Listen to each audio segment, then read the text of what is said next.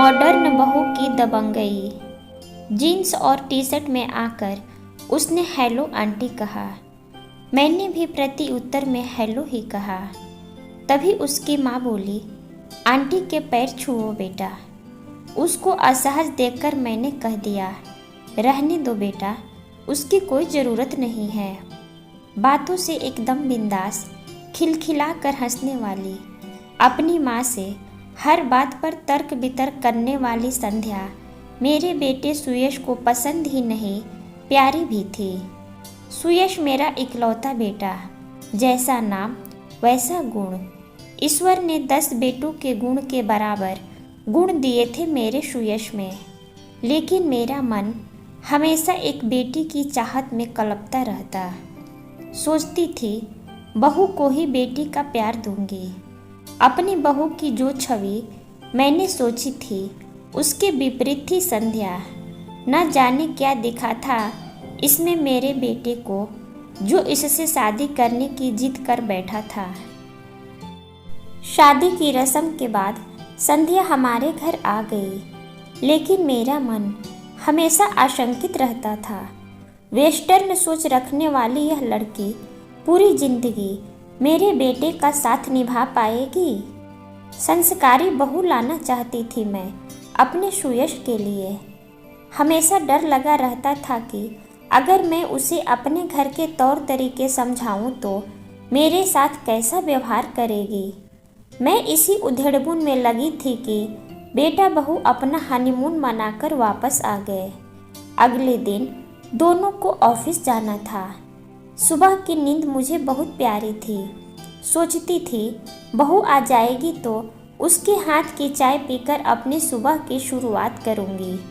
लेकिन संध्या को देखकर मैंने अपना यह सपना भुला दिया और सुबह 6 बजे का अलार्म लगाकर सो गई। पूजा की घंटी सुन मेरी नींद खुली। अभी 6 भी नहीं बजे थे। बाहर निकली। संध्या आरती की थाली लिए पूरे घर में घूम रही थी। मुझे लगा मैं कोई सपना देख रही हूँ। तब तक वह मेरे पास आकर बोली, मम्मा प्रसाद लीजिए। फ्रेश होकर मैं बाथरूम से निकली तो मैडम चाय के 2 कप लिए हाजिर थी। चाय पीने के बाद बोली, मम्मा मुझे नाश्ते में बस सैंडविच और चीला बनाने आता है, आप नाश्ते में क्या लेंगी? पीछे से सुयश आकर बोला, जो तुम चाहो बनाओ, हम वही खाएंगे।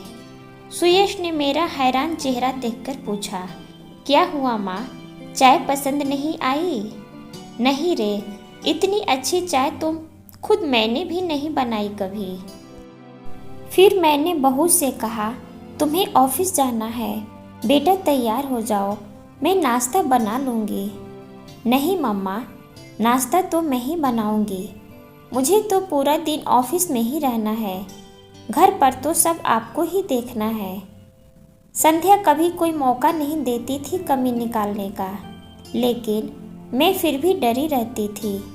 मन ही मन भले ही डरती थी, लेकिन उसकी जैसी बहू पाकर बहुत खुश थी मैं। पर खुशियों को कभी कभार नज़र लग जाती है। सब कुछ अच्छा चल रहा था मेरे जीवन में कि एक दिन अचानक सुयश के पापा को हार्ट अटैक आ गया। ऐसा लगा जैसे मेरा जीवन ही उजड़ गया। मैं उन्हें आईसीयू में देखकर घंटों रोती रहती। उस समय संध्या ने मुझे सास से बेटी बना दिया। अपनी बाहों में भरकर चुप कराती, जबरदस्ती अपने हाथों से खाना खिलाती, हर वक्त यही कहती, पापा ठीक हो जाएंगे, आप चिंता मत कीजिए। हॉस्पिटल का खर्चा, दवाइयों का बिल इस तरह भरती जैसे उसके अपने पापा का इलाज हो रहा हो। घर आने के बाद उनका ख्याल हम दोनों से ज़्यादा रखती। संस्कारी बहू का सपना देखने वाली सास को एक मजबूत बेटी मिल गई थी, जिसका रहन सहन वेस्टर्न था पर दिल एकदम देसी था। आज मेरे जन्मदिन पर सुयश ने कहा, माँ तैयार हो जाइए, आपके पसंद की साड़ी खरीदने चलते हैं। मुझे कुछ नहीं चाहिए बेटा, तूने संध्या के रूप में मेरी जिंदगी का सबसे बड़ा तोहफा दे दिया है। मेरी भींगी आंखें पोंछकर सुयश ने पूछा, वैसे है कहाँ आपकी दबंग बहू जिसने अपनी दबंगई से आपका भी दिल जीत लिया। तब तक संध्या भी आ गई और मेरे गले में अपनी बाहें डालकर कहा, हैप्पी बर्थडे मम्मा, और एक पैकेट देते हुए कहा, यह दुनिया की बेस्ट मम्मा के लिए। पैकेट खोलकर देखा तो उसमें कांजीवरम साड़ी थी, बिल्कुल वैसे ही जैसे मैं हमेशा से लेना चाहती थी।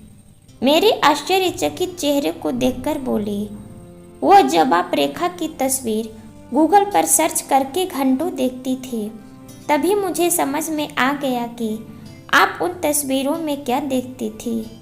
खुशी में बहते आंसुओं को पोंछकर उसने कहा, एक माँ की दिल की बात एक बेटी तो समझ ही जाती है न मम्मा। सीख, बदलते समय के अनुसार अगर अपनी सोच को बदलकर बहू को बेटी माने तो हमारा जीवन भी खुशियों से भर सकता है। याद रखें, प्यार देने से ही प्यार बढ़ता है। आशा करती हूँ यह छोटी सी कहानी आपको ज़रूर पसंद आई होगी। वीडियो को लाइक करें, ज़्यादा से ज़्यादा लोगों को शेयर करें और अगर चैनल पर नए हैं तो चैनल को सब्सक्राइब करें। कहानी सुनने के लिए आपका बहुत बहुत धन्यवाद। फिर मिलूँगी एक और नई कहानी के साथ। तब तक के लिए जय हिंद।